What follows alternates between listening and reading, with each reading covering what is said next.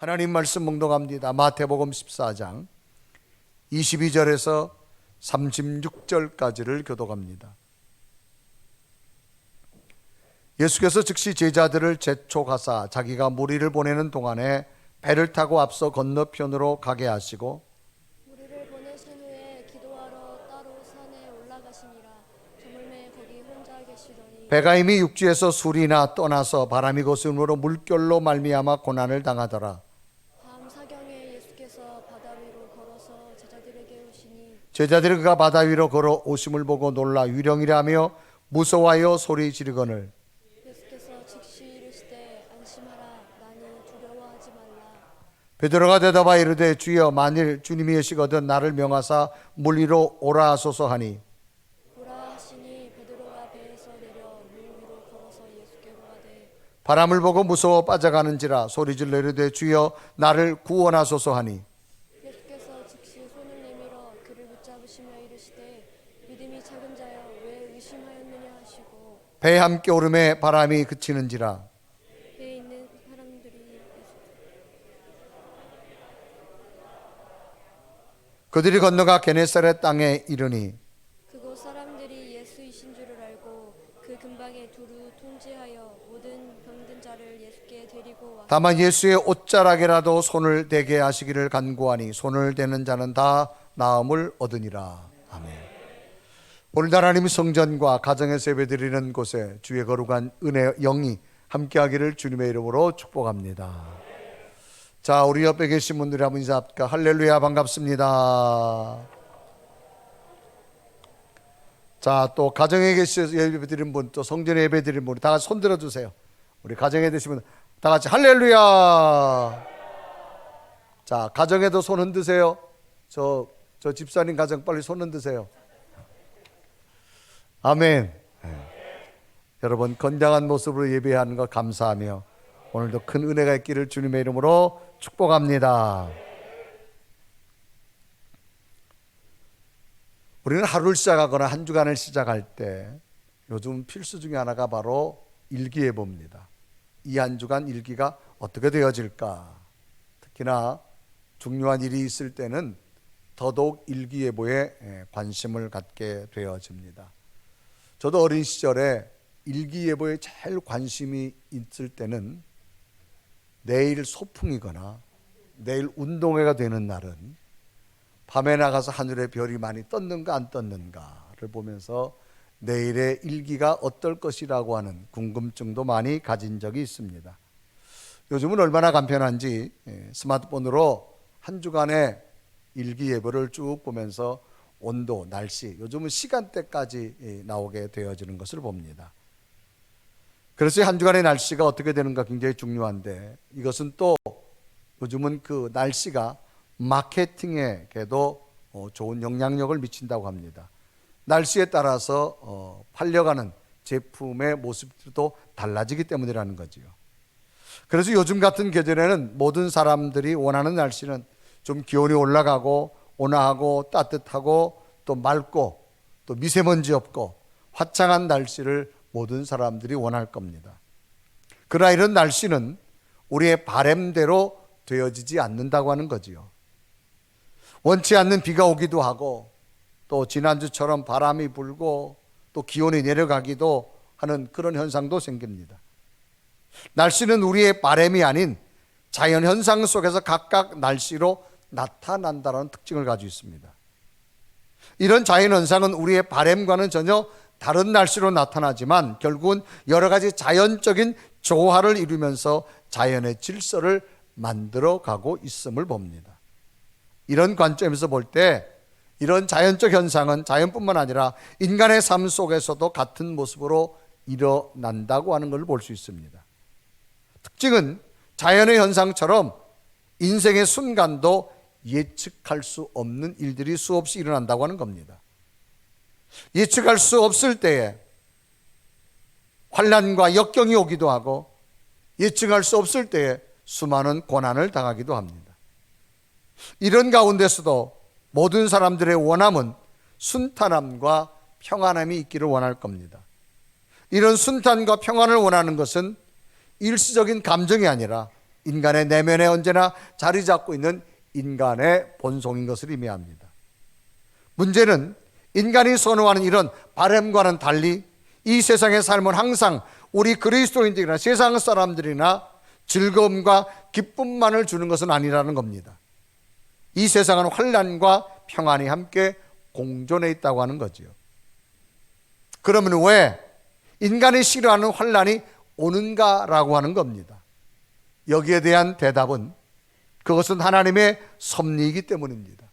섭리란 말은 자연계를 지배하고 있는 원리와 법칙을 섭리라 그렇게 말합니다. 하나님 우리 인간들이 항상 평안과 기쁨만을 누리며 살기를 원하시지 않습니다. 우리 인간의 행복과 평안을 누릴 때 하나님은 환난과 역경도 함께 해주시는 분이라는 겁니다. 이런 하나님의 섭리에 대해 선지자 이사야는 이렇게 기록하지요. 이사야서 45장 7절에 기록합니다. 나는 빛도 짓고 어둠도 창조하며 나는 평안도 짓고 환난도 창조하나니 나는 여호와라 이 모든 일들을 행하는 자니라 하였노라라고 말합니다. 하나님께서는 당신의 백성들에게 복도 주시고 형통케도 하시고 잘 살게도 하시지만 때로는 성도들에게 삶의 위기도 허락하신다고 하는 겁니다. 마치 좋은 날씨를 원하지만 원치 않는 비와 바람과 폭풍도 주신다고 하는 것과도 같은 것을 봅니다. 그러면 그 이유가 무엇일까라는 거죠. 하나님께서는 위기 속에서 인간의 진정한 변화를 원하시기 때문입니다. 진정한 변화란 신앙의 성장이요 인격의 성숙을 의미합니다. 성장이란 말은 자라서 점점 커지는 것을 뜻하는 외적 모습을 말합니다. 성숙이란 말은 몸과 마음이 자라서 어른스러워지는 내적인 모습을 의미합니다. 가장 좋은 것은 성장과 성숙, 외적 모습과 내적 모습이 함께 자라는 것을 의미합니다. 오늘 성경 본문도 제자들에게 찾아온 위기를 통해서 제자들의 진정한 변화를 요구하시는 주님의 뜻하심을 소개하고 있습니다. 오늘 본문의 배경은 예수님보다 먼저 이 땅에 오셔서 하나님 나라를 소개한 분이 세례 요한입니다. 그런데 세례 요한이 순교를 당하게 됩니다. 그 소식을 예수님이 접하게 되어지고 예수님은 배를 타고 갈릴리 호수를 지나서 벳세다라고 하는 들녘에 가셔서 말씀을 증거하게 됩니다. 예수님이 가시는 곳마다 병자가 고쳐지고 수많은 기적과 이적이 나타나니까 사람들이 많이 몰려들었어요. 그래서 벳세다 들녘에서 말씀을 증거하는데 사람들이 얼마나 많이 몰려들어서 주님의 말씀이 얼마나 은혜가 되어지고 정말로 성경 말씀대로 꿀송이처럼 다는지 시간 가는 줄 몰랐어요. 그러다 한참 말씀을 증거하다 예수님이 깜짝 놀라시면서 설교를 멈추시고 제자들을 불렀어요. 얘들아 큰일 났다. 제자들이 깜짝 놀랐습니다. 무슨 일이십니까? 나는 설교가 이렇게 긴 줄 몰랐다. 이 사람들이 지금 너무너무 배가 고프다. 그러니까 너희들이 어떻게 좀 먹을 것을 좀 해결해 줘라. 그러나 당신은 빈들이기 때문에 음식을 구할 수 없어요. 제자들이 아무리 찾아도 음식을 구할 수 없을 때 안드레라는 제자가 어린 소년 하나가 자기가 먹으려고 싸온 도시락 하나를 주님 앞에 내어놓습니다. 보리떡 5개와 물고기도 말이었어요.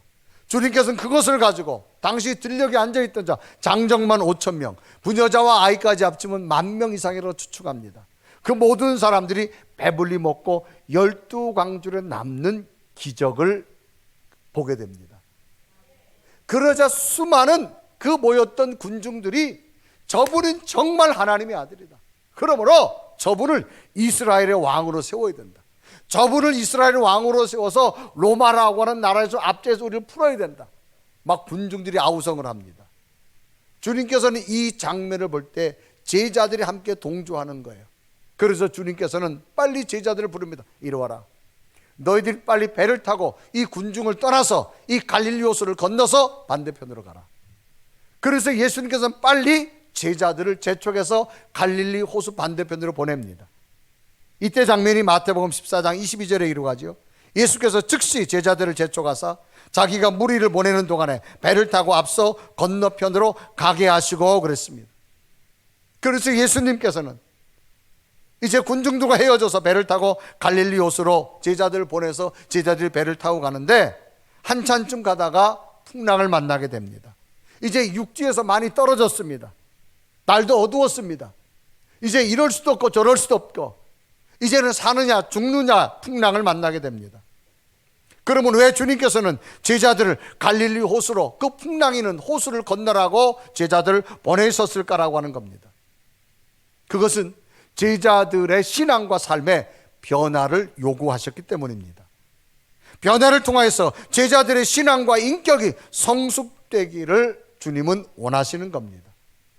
저들의 믿음도 잘하지만 저들의 내적인 인격까지도 성숙되어지고 변화하시기를 원하시는 주님의 뜻이 있는 겁니다. 여기서 우리는 오늘날 이 세상을 살아가면 종종 당면한 여러 가지 삶의 위기가 무엇을 의미하는지 그 해답을 얻을 수 있습니다. 간혹 이런 의문점이 생깁니다. 내가 정말 믿음 생활 잘하고 주의 일도 잘하고 열심으로 믿음을 살았는데 왜 내게 이런 고난이 오고 아픔이 오고 말할 수 없는 눈물이 오고 탄식이 오고 왜 이런 일이 내게 올 수밖에 없었는가라는 의문점을 느낄 때 있습니다. 그러면 이 위기가 어떤 의미일까라고 하는 겁니다. 역경 중에서도 하나님이 원하신 의도하심이 무엇일까? 이런 질문 속에서 우리는 오늘 본문 속에서 제자들에게 찾아온 이 폭풍 속의 위기 속에서 주님의 깊은 섭리와 의미는 무엇인가 찾아보면서 오늘 우리에게 혹 믿음 생활 열심히 했는데도 고난과 위기가 왔다면 오늘의 주님이 주시는 의도를 깨닫고 여러분들의 믿음 속에 다시금 주님의 변화가 원하는 성장과 성숙이 일어나기를 주님의 이름으로 축복합니다. 그러면 위기 속에서 주님의 뜻하시는 의도하심은 무엇일까? 첫째로 위기는 인간의 한계를 깨닫게 하십니다. 여러분, 위기란 말은 위험한 고비나 시기를 위기라 그렇게 말합니다. 이런 질문 해보지요. 왜 우리에게는 위기가 찾아올까라고 하는 질문을 해봅니다. 여기에 대한 해답은 위기는 인간의 한계를 깨닫게 하려는 하나님의 섭리가 내포되어 있다라고 하는 겁니다. 오늘 본문도 제자들에게 찾아온 위기를 볼 수 있습니다. 주님께서는 빨리 베스다 들녘을 떠나서 제자들에게 갈릴리 호수에 배를 타고 건너가라고 말합니다. 그런데 이들이 갔는데 풍랑이 일었어요. 노를 저어보지만 자기들이 이 풍랑을 이길 수가 없음을 오늘 성경은 고난이라는 단어를 씁니다. 그래서 마태복음 14장 24절에 이르가지요. 배가 이미 육지에서 술이나 떠나서 바람이 거스림으로 물결로 말미암아 고난을 당하더라라고 말합니다. 여러분, 고난이란 말은 괴로움과 어려움을 함께 어울리는 말을 우리는 고난이라고 말합니다. 당시 제자들은 자신들에게 풍랑으로 인해서 고난이 올 것이라는 것을 예상을 못했습니다. 이미 제자들 가운데 여러 제자들 중에 있는 사람들은 어부 출신입니다. 늘 갈릴리 호수에서 배를 타고 고기를 잡고, 그러니까 갈릴리 호수를 배를 타고 노를 저어 가는 것은 선수들입니다. 이들이 지금 가야 할 이 시간에는 풍랑이 올 수 있는 시간이 아니었습니다. 그래서 이들도 자신에게 배를 띄웠습니다. 그런데 갑자기 예상치 못한 큰 풍랑을 인해서 그 풍랑이 얼마나 큰지 제자들이 아무리 노를 저어도 그 풍랑을 이길 수가 없습니다. 너무나 고통스러워하고 있는 상황입니다. 이 제자들이 배를 타고 이동하는 일은 너무너무 쉽습니다. 왜? 배 타는 데서 전문가입니다. 어부들 출신이기 때문에. 그런데 자기들 힘으로 이 풍랑을 이길 수 없는 한계 상황을 직면합니다. 여러분, 한계란 말은 사물이나 능력, 책임 따위가 실제적으로 작용할 수 있는 범위를 뜻하는 겁니다. 그러니까 제자들이 할 수 없는 상황이라 이 말입니다. 이 풍랑이 얼마나 컸던지.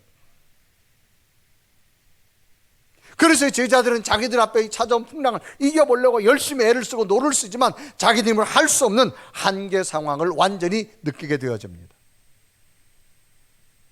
위기는 우리 힘으로 할 수 없다는 한계 상황을 깨닫게 합니다. 요즘 우리들의 모습들은 예상치 못했던 코로나19가 출현합니다. 코로나19로 나왔을 때 늘 우리가 접하는 감기 일종의 바이러스겠지라고 예측을 했습니다. 그런데 누구도 예상치 못한 현실을 맞이했습니다. 오늘날 최첨단의 문명과 의료 발전은 이런 발생되는 코로나19 정도야 한 명의 사상자도 없을 것이라고, 생명을 지킬 것이라고 생각했습니다. 그러나 놀랍게도 이런 생각은 순식간에 무너져 버리고 말았습니다. 특히 서구나 미국과 유럽의 무너짐은 너무나 심각할 정도였습니다. 수많은 의약품을 만들어냈지만 코로나19에 대한 백신이 없다는 겁니다. 치료약과 예방약이 없다는 겁니다. 과학 문명이 발전하여서 달나라의 새로운 곳을 만들고 새로운 땅을 확보하려고 하는 그런 최첨단의 과학 문명의 시대에 살아있지만, 그러나 정작 작은 바이러스 안에 자신의 생명이 위협하다는 사실조차는 깨닫지 못했다는 겁니다. 우리들은 코로나19를 겪으면서 군사력도 정치력도 중요하지만 정작 중요한 것은 의료 시스템인 것을 우리는 뒤늦게 깨닫게 되어졌다고 하는 사실입니다. 인간의 힘으로는 어찌할 수 없는 한계적 상황을 인정하게 된 현실입니다. 마치 갈릴리 호수에서 풍랑을 만난 제자들처럼 풍랑이 온다 할지라도 능히 자신들의 힘으로 가능할 것이라고 생각했지만, 자신의 판단과 대처는 인간의 힘으로는 할 수 없다는 한계 상황을 깨닫게 된 겁니다. 오늘 성경은 말합니다. 그렇게 노를 잘 젓고 항해를 잘하는 제자들, 물결로 인해서 자기들의 한계에 부딪히는 고난을 당했다고 기록하지요. 그래 마태복음 14장 24절은 말합니다. 배가 이미 육지에서 수리나 떠나서 바람이 거스름으로 물결로 말미암아 고난을 당하도다라고 기록합니다. 사람들의 어리석음은 늦게 깨닫는다는 겁니다. 지혜로움이 무엇일까요? 일찍 깨닫는 것이 지혜로움입니다. 여러분, 깨닫는다는 말은 사물의 본질이나 이치 따위를 생각해서 궁리해서 얻게 돼서 알게 되는 걸 깨닫는다, 그렇게 말합니다. 그래서 사람은 바로 깨닫게 되면 방향 전환이 나타나고 미연으로 예방할 수 있게 되어집니다. 그런데 우리는 꼭 경험해 보아야만 그것을 받아들이려고 합니다. 성경의 특징이 뭐냐? 우리보다 앞선 수많은 사람들이 경험되어진 삶을 소개해 주는 겁니다. 그래서 성경에는 수많은 사람이 등장하는데 두 종류의 사람들이 등장합니다. 하나는 늘 하나님의 손길이 함께했던 사람, 하나님의 눈길이 그에게 함께했던 사람, 하나님이 늘 저의 삶을 복되게 인도했던 사람의 모습. 또 하나는 하나님이 버려진 자의 삶입니다. 그렇게 하나님을 붙들려고 해도 하나님이 놓쳐버립니다. 하나님 앞에 버려진 자입니다. 그 두 사람의 모습이 성경에는 너무나 세밀하게 기록되어 있다는 거예요. 그러면 오늘 우리는 어떤 삶을 살아야 될까요? 굳이 우리가 그렇게 살지 않아도 우리보다 먼저 살았던 성경의 수많은 사람들을 통하여서 우리는 하나님의 손길이 늘 나를 붙잡아주고 하나님의 눈길이 내게 머물고 하나님의 복된 자의 삶을 살아야 될 줄로 믿습니다. 그걸 깨닫는 게 지혜로움이에요. 여러분, 자녀를 키우다 보면 꼭 한 대 맞고 하는 자식이 있어요. 한 대 맞고 하는 것보다가 맞기 전에 돌아서는 자식이 지혜로운 자식이에요. 성도들도 마찬가지예요. 한 대 맞고 돌아서는 성도가 있고 맞기 전에 깨닫고 돌아서는 성도가 있어요. 저는 여러분의 신앙이 하나님의 손길이 늘 머무는 성도가 되길 바랍니다. 자, 이런 거예요. 누군가가 이 컵에 물을 마시려고 하는데 컵을 만지는 순간 굉장히 뜨거워요. 뜨겁다 그래요. 그러면 컵을 만지지 말아야 돼요. 그런데도 꼭 이 뜨거운 걸 만지고 손이 뒤어진 다음에 이것이 뜨겁다고 느껴지는 사람이 있습니다. 그건 어리석은 겁니다. 오늘 우리는 뭐냐? 인간이 할 수 없는 상황이 있음을 인정하십시오. 왜? 성경에 나타난 수많은 사람들을 보십시오. 자기들의 한계를 뛰어넘는 하나님의 능력을 경험한 사람들입니다. 삶의 위기는 우리의 한계를 깨닫는 기회가 되어지는 겁니다. 이 한계를 뛰어넘을 수 있는 은혜가 있기를 바랍니다. 역사적 인물 가운데 1967년 이스라엘의 총리로 당선된 골다 메이어라고 하는 여사가 있습니다. 이분이 죽은 후에 발견된 책에서 이 여인은 이런 고백이 있었습니다. 자신의 외모에 대해서 말합니다. 나는 내 얼굴이 못난 것이 참 다행이었다. 나는 못났기 때문에 기도했고 못났기 때문에 열심히 공부를 했다. 또한 자신의 능력과 영향력에 대해서 이렇게 말합니다. 나의 약함은 이 나라에 도움이 되어졌다. 나의 부족과 실망은 오히려 하나님의 부르심의 기회가 되어졌다. 후에 알게 된 사실이지만 이 골다 메이어는 수상직에서 12년 동안 백혈병과 사투를 벌이면서 하나님을 붙들고 총리의 직임을 잘 감당한 사람이었습니다.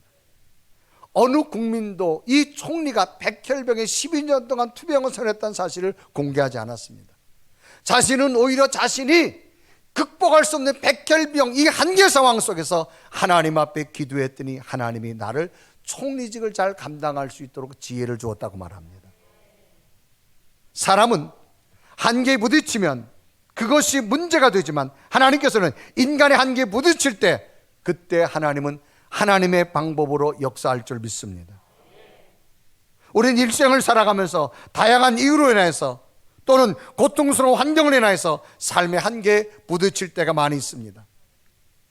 위기는 한계를 깨닫게 해주는 것이지만 우리 그리스도인들 한계를 부딪힐 때 중요한 사실은 하나님은 한 번도 나를 버린 적이 없다는 겁니다. 하나님의 손길을 언제나 나를 붙잡으려고 준비하고 있다는 겁니다. 하나님의 눈길을 언제나 나를 바라보고 계심을 믿으시길 바랍니다.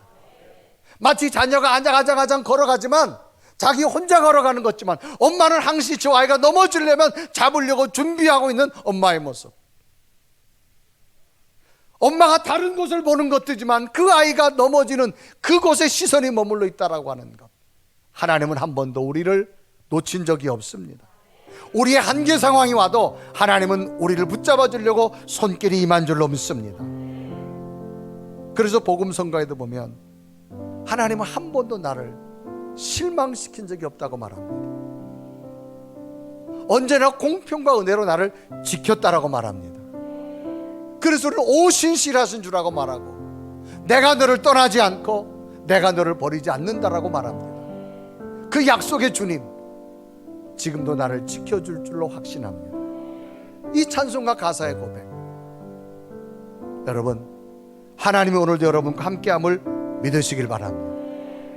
하나님의 손길과 하나님의 눈동자가 여러분과 함께함을 믿으십시오. 내가 한계 상황에 왔다 할지라도 하나님은 결코 나를 놓치지 않습니다. 여러분 어린아이 키우는 엄마 보세요. 아이가 교회 앞에서 막 뛰어가지만요 절대 그 아이의 눈이 안 떠납니다. 손이 애가 넘어지면 빨리 가서 일으키려고. 하나님도 우리와 함께함을 믿으시길 바랍니다. 우리 한번 이런 믿음의 확신을 가지고 우리 한번 고백하며 찬양해 볼까요? 오신실하신 주 하나님은 한번 나를 실망시키지 없습니다. 우리 고백하며 찬양합니다. 하나님 한 번도 나를 실망시킨 적 없으시고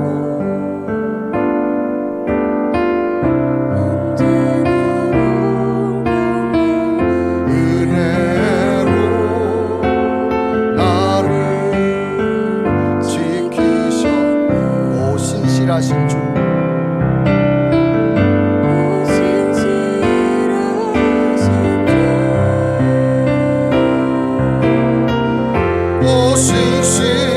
신실하신 주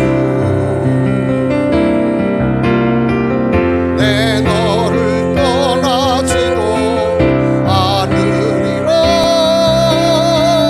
내 너를 버리지도 않으리라 약속하셨던 주님 그 약속을 지키사 이후로도 영원토록 나를 지키시리라 확신하네. 아멘. 여러분이 열처럼 한계 상황이 온다 할지라도 하나님은 여러분을 지키심을 믿으시길 바랍니다. 엘리야가 삶의 한계를 느끼고 광야 로뎀남 안에 쓰러져 있을 때 하나님은 엘리야를 찾아가서 까마귀를 통하여서도 그를 공급하시는 하나님. 야곱이 고향으로 돌아올 때 형 에서가 400명의 군대를 거느리고 이제 야곱이 어찌할 수 없이 형의 칼에 죽어야 되지만 하나님은 절망 가운데 야곱을 찾아가신 하나님. 여러분, 인간은 한계의 상황이 있음을 인정하십시오. 그러나 한계로 끝나지 않습니다. 하나님이 지켜주실 줄로 믿습니다. 위기는 두 번째, 따라합시다. 위기는 신앙의 점검이다. 여러분, 왜 위기가 오느냐? 하나님은 우리의 신앙을 점검하기 위한 거예요. 여러분, 점검이라는 말은 낱낱이 검사한다 그 말입니다. 위기는 우리의 신앙을 점검하는 거예요. 오늘 본문의 제자들이 풍랑으로 고난당하게 되자 주님께서 직접 밤인데도 그 고통과 고난당하는 제자들, 그 풍랑이는 배로 찾아옵니다. 그래서 마태복음 14장 25절에 기록하죠. 밤 사경에 예수께서 바다 위를 걸어서 제자들에게 오시니라고 말합니다. 그런데 제자들은 몇 시간 전만 해도 예수님은 정말 하나님의 아들이고 5천 명을 먹고 10,000명을 먹고 12명이 남는 기적을 보아서 하나님이 살아계시다 고백했던 자들이 그 풍랑일 때 예수님이 오신다는 생각을 못했어요. 그래서 제자들이 뭐라 말하는가 하면 유령이라 놀라면서 말합니다. 그래 26절에 기록하죠. 제자들이 그가 바다 위로 걸어오심을 보고 놀라 유령이라며 무서워하여 소리 지르거늘. 예수님이 바다 한가운데서도 우리를 구원하러 오신다라고 하는 것 믿지 못했어요. 몇 시간 전만 해도 하나님이 살아계시다고 고백하던 제자들의 믿음이었는데 위기 앞에 저들의 믿음이 흔들린 겁니다. 그러니까 제자 중에 베드로 하나가 정말 주님이라면 나도 좀 걸어오게 하옵소서. 그래 28절에 보면 베드로가 대답하여 이르되 주여 만일 주님이시여던 나를 명하사 물 위로 걸어오게 하소서. 몇 시간 전만 해도 대단한 믿음이었습니다. 그런데 위기 앞에 저들의 믿음이 흔들렸습니다. 여러분, 위기는 우리의 믿음을 점검하는 그런 기회입니다. 그래서 전부 주님이 오신다고 하는 것을 상장을 못하고 유령이라고 말하죠. 26절에 기록하죠. 제자들이 그가 바다 위로 걸어오심을 보고 놀라 유령이라며 무서워하여 소리 지르거늘 그랬습니다. 주님의 능력 우리가 어디까지 인정하고 있습니까? 위기는 위험한 고비나 시기를 말합니다. 예상치 못한 풍랑으로 제자들이 죽게 됐습니다. 설마 예수님께서 여기까지 오셔서 우리를 구원해 주실까? 상상도 못했습니다. 그래서 주님께서 제자들 찾아가서 뭐라 그래요? 이 믿음이 적은 자들아, 몇 시간 전만 해도 하나님은 살아계시다고 말하는 자들이, 위기를 통하여서 주님은 저들의 믿음을 점검하게 된 겁니다. 우리가 인생을 살다 보면 위기가 올 때 있습니다. 여러분, 위기는 내 믿음을 점검한다고 생각하시길 바랍니다. 여러분, 평상시는요 우리 다 건강한 줄 알아요. 그럼 막상 아파가지고 병원에 가서 건강검진을 하다 보면 여기도 잘못됐고 저기도 잘못됐고, 그 뭐예요? 그 오히려 아픔이 나로 하여금 건강을 검진하는 기회가 돼요. 여러분, 우리가 자동차 매일 타면서 이 자동차는 수백만 킬로를 그냥 갈 거라고 생각하잖아요. 평상시 몰라요. 자동차가 털거덕 고장나면 정부소에 가보면 이것도 망가졌고 저것도 갈아야 되고 이것도 치워야 되고 저것도 해야 되고, 그때 아는 거예요. 그러니까 여러분, 위기 때 우리의 신앙에 점검이 있으시길 바랍니다. 여러분, 코로나 위기 점검이잖아요. 제가 아는 목사님하고 전화 통화를 하다가 지금 코로나 이후에 교회가 이제 어떻게 될 것까 이야기를 했대요. 근데 목사님이 정말 코로나 가면서 영상 예배를 드리다 보니까 교인들 출석도 저조하다 보니까 평상시 늘 헌금하던 분들도 헌금을 안 하더래요. 그래가지고 목사님이 그랬대요. 이게 믿음이냐? 위기 때가 되어지면 우리가 다 열심히 해서 교회를 살리고 중직들이 10에 2조도 하고 열심히 더 우리가 헌금해서 하나님의 교회를 하고 어려운 자를 도와주고 해야지. 그래, 이 코로나 발생됐다고 영상 예배 드린다고 드릴까 안 드리고 피해간다? 그건 아니라고 했더니요, 그 교회는 그 다음 주부터 예산이 2배나 더 늘었대. 우리 교회도 그럴 줄 믿습니다. 찔린 분들도 아멘. 여러분, 위기는 내 믿음을 점검하는 거예요. 뭐 얼마 전까지 할렐루야 아멘 하다가요, 건축한다면 도망가고 힘든 일 한다면 피해가고, 다 믿음 점검하는 거예요. 여러분, 합격된 믿음이 되기를 바랍니다. 위기 때 여러분 점검하는 거예요. 몇 시간 전만 해도 여러분, 그렇게 여러분 내가 하나님을 사랑한다 했던 이 제자들, 지금 육지에서 술이나 떠났어요. 정말로 예수님 여기도 오실까? 그래서 제자들이 고난당한다 그런 말하죠. 마태복음 14장 24절에 말하죠. 배가 이미 육지에서 술이나 떠나서 바람이 거스름으로 물결로 말미암아 고난을 당하더라. 이 고난 때에 저들의 믿음이 보는 거예요. 주님이 갔는데도 주님을 주님으로 못 보고 유령이라고 소리를 지고 놀라는 거예요. 인생의 위기에 우리의 믿음을 한번 점검해 보시길 바랍니다. 코로나19란 예상치 못한 일을 만났어요. 우리의 믿음을 한번 점검해 보십시다. 나는 어떤 믿음을 가지고 있는가? 성경 속에 보면 참 많은 사람이 등장하지만 하나님의 손길과 하나님의 시선이 그치지 않은 사람이 있어요. 그건 어떤 사람들이냐? 어떤 위기 속에도 저들의 믿음이 흔들리지 않은 자들입니다. 어떤 고난 속에도 끝까지 하나님 붙든 자, 하나님의 손길이 놓치지 않았고 하나님의 눈길이 떠나지 않았습니다. 왜? 하나님의 자녀이기 때문에. 내 자식이 아장아장 걸어갈 때 내 눈길과 내 손이 놓치지 않듯이 고난이 와도 하나님의 관계를 바로 하십시오. 위기 때 내 믿음을 점검해 보십시오. 마지막으로 위기는 하나님의 더 큰 능력을 체험하게 됩니다. 위기는 주님께서 얼마나 위대한 분인가를 알게 되는 거예요. 그래서 풍랑이 일어가지고 배가 막 풍지박산할 정도입니다. 그런데 예수님이 그 배에 탔어요. 예수님이 그 배에 타자마자 그 파도가 잔잔해지는 거예요. 그래서 마태복음 14장 32절에 말하죠. 배의 오름에 바람이 그치는지라 라고 말합니다. 이 놀라운 광경을 목격하고 체험했던 제자들의 모습은 정말은 당신의 하나님의 아들이라고 말합니다.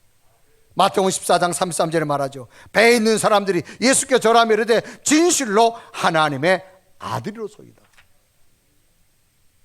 이 어부들로선 상상이 안 되는 거예요. 어떻게 이 풍랑이 예수님으로 인해서 잔잔해질까? 위기 때 하나님의 기적을 보실 줄로 믿습니다. 성경에 보면 다윗이 있습니다. 이 다윗은 사울 왕이 그렇게 죽이려고 해서 다윗이 도망을 다닙니다. 한 번은 다윗이 시비라고 하는 광야의 숲속에 숨었어요. 그래서 그 마을 사람들이 사울 왕에게 당신이 찾는 다윗이 여기 있다고 알려준 거예요. 그러니까 이 사울이 좋은 기회를 싶어가지고 군대에 3,000명이라는 특수부대를 끌고 옵니다. 그래서 그 다윗이 있는 숲속을 2중 3중으로 포위합니다. 이제는 다윗이 살 수 있는 확률 0.0001%도 없습니다. 이제는 꼼짝없이 사울의 칼에 다윗이 죽어야 돼요. 왜? 숲을 완전히 포위를 했어요. 2중 3, 그도 특수부대 3,000명을 데려와가지고. 그래서 사울이 공격 딱 하면 다윗은 죽는 것이가 문제입니다. 그래서 사울이 공격하려고 막 하는데 전령이 왔습니다. 왕이요, 큰일 났습니다. 무슨 일이냐? 블레셋 군대가 쳐들어왔습니다.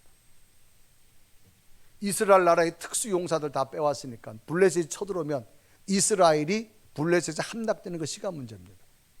그러니까 왕으로서 눈앞에 다윗을 잡으려고 했지만 그걸 포기하고 3,000명의 군사를 철수해가지고 블레셋 전쟁터로 보내게 됩니다.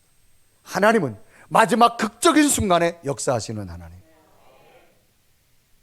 위기는 하나님의 기적을 볼 수 있는 기회가 됨을 믿으시길 바랍니다. 그래서 다윗이 기록한 시편을 보십시오. 위대한 하나님, 전능하신 하나님, 살아계신 하나님, 능력의 하나님, 이런 고백이 얼마나 많아요. 여러분, 위기 때 하나님이 함께함을 믿으십시오. 저도 목회하면서 여기까지 오면서 수많은 위기 때가 있었지만 하나님은 그때그때 함께 하셨고 놀라운 일들로 함께 역사하게 된 줄로 믿습니다. 어제도 한 분이 현장에 와가지고 건물 구경 왔다고 하면서 그분이 저한테 땅을 치면서 자기가 실수한 게 하나 있다고. 뭘 실수했냐? 자기가 이 땅을 입찰을 들어왔는데 자기가 3등 됐대. 3등이라는 거예요. 근데 자기가 지금 교회가 입찰 받은 땅을 가서 전문가를 만났대요. 만나니 그분이 하는 말은 무조건 30억 이상 써라 그러더래요. 그래서 에이, 그래서 그분이 26억을 썼어요. 근데 그 분석 한 분이 무조건 그 땅 가지려면 30억 이상 써라. 아니라 와서 하는 말이 그때 그분 말을 들었어야 되는 겁니다. 저보고 그래요. 교회에 무슨 전문가가 계시냐고. 그래서 하나님이 전문가시다. 하나님이 전문가. 그분이 26억을 썼는데요, 자기 위에 또 있더래. 29억 쓴 사람이 있더래. 그래서 자기가 이 땅을 정말 그분 말 들었어야 되는데. 여러분, 하나님은 전문가세요. 우리의 모든 걸 감찰하신 하나님. 우리가 끝났다고 생각될 때 하나님은 새로운 기적을 주실 줄로 믿습니다. 여러분, 땅이 만들어지고 건축되어진 거 기적입니다. 이건 하나님의 은혜 없이는 되어줄 수 없습니다. 그렇다면 앞으로 이 비전 센터 준 목적이 뭘까요? 이 건물을 통해서 더 많은 해외 선교와 국내 선교를 통해서 다음 세대를 이끈 위대한 계획을 주신 줄로 믿습니다. 하나님이 분명히 하실 겁니다. 여러분, 위기 때 하나님의 기적을 볼 수 있는 믿음이 되십시오. 위기는 위험한 고비나 시기를 말합니다. 위기는 인간의 한계를 깨닫고 신앙을 점검하는 기회가 되어지고 더 큰 하나님의 능력을 체험하는 길이 될 줄로 믿습니다. 우리는 날마다 어떤 위기 속에도 하나님 안에 거하십시오. 그분이 여러분 눈길을 주실 것이고 그분이 여러분 넘어질 때마다 손길로 붙잡아 주실 줄로 믿습니다. 하나님 안에 거하는 믿음으로 위기가 위기로 끝나는 것이 아니라 더 큰 하나님의 기적이 되는 출발이 되기를 주님의 이름으로 축복합니다. 우리 한번 고백하며 찬양할까요? 주님, 내가 이 위기 때 더 하나님 앞에 믿음 안에 거하는 그런 신앙의 승리자가 되겠습니다. 우리 고백하며 하나님 앞에 찬양합니다. 나의 안에 거하라. 나는 내 하나님이니 모든 환난 가운데 너를 지키는 자라. 두려워하지 말라. 내가 널 도와주리니 놀라지 말라. 내 손 잡아주리라. 내가 너를 지명하여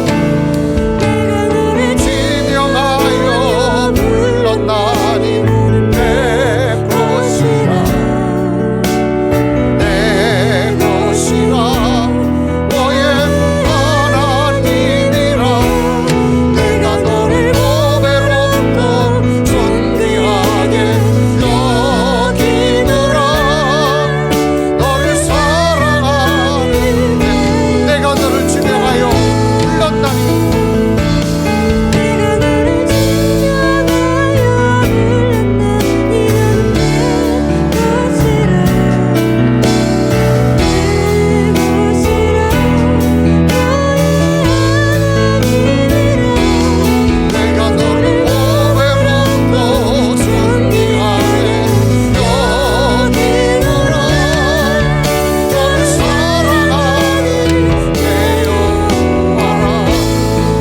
다 같이 두 눈을 감으시고 오늘 말씀을 한번 묵상해 봅니다. 제자들은 위기 때 저들은 안절부절했습니다. 풍랑을 이길 수가 없었습니다. 자신은 어부출시지만 한계가 온 걸 깨달았습니다. 주님 막상 찾아왔지만 저들의 믿음은 없었습니다. 주님을 주님으로 보지 못하고 유령이라고 봤습니다. 그런데 주님께서 배에 오르시자마자 바람이 그치는 왔습니다. 그제서야 제자들은 깨닫습니다. 예수님께 절을 하며 하나님의 아들이심을 또 믿습니다. 위기는 하나님의 기적의 출발임을 기억하시길 바랍니다. 코로나19라는 위기 앞에 여기까지 지나온 것 하나님의 은혜임을 기억하시며 우리가 건강관리 잘해서 코로나 막은 것 아니라 하나님이 막아주심을 인정하십시오. 우리 가정과 자녀들 함께 하심을 믿으십시오. 하나님, 이 위기, 이 코로나 위기 앞에 우리가 할 수 없는 것을 우리는 인정합니다. 우리 믿음을 점검합니다. 내 믿음은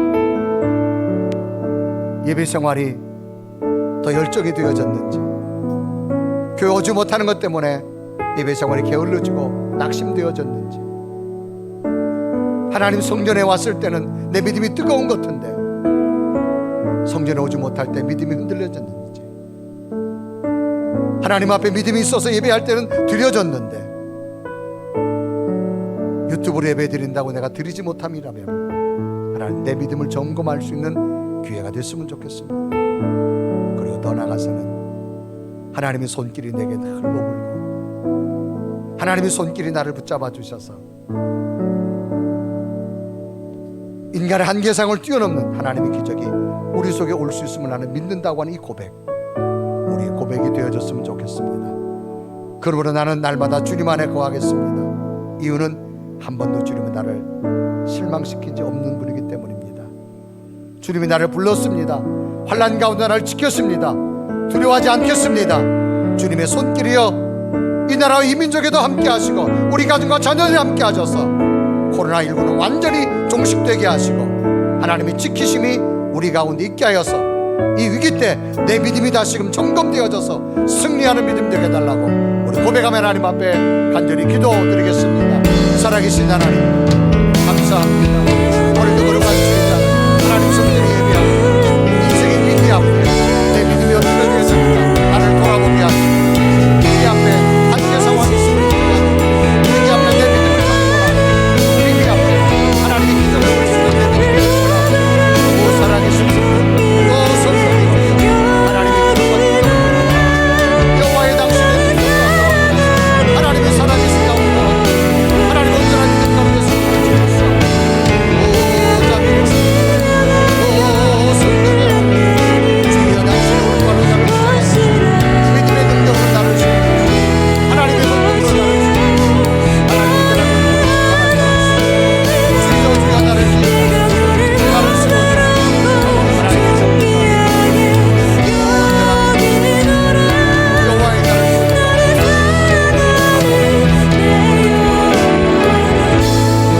살아계신 하나님, 위기 앞에 우리는 어찌할 수 없음을 인정하며 위기 앞에 내 믿음을 다시 한번 점검하고 위기 때에 하나님이 기적을 보게 하여 주셔서 늘 주님 안에 거하는 우리의 믿음으로 하나님의 눈동자가 나를 지키며 하나님의 손길이 나를 붙잡아감을 확신하며 위기 때 더 나은 하나님의 기적을 보게 하여 주시고 우리의 믿음이 성장되게 하여 주옵소서. 예수 그리스도의 이름을 간절히 기도드리옵나이다.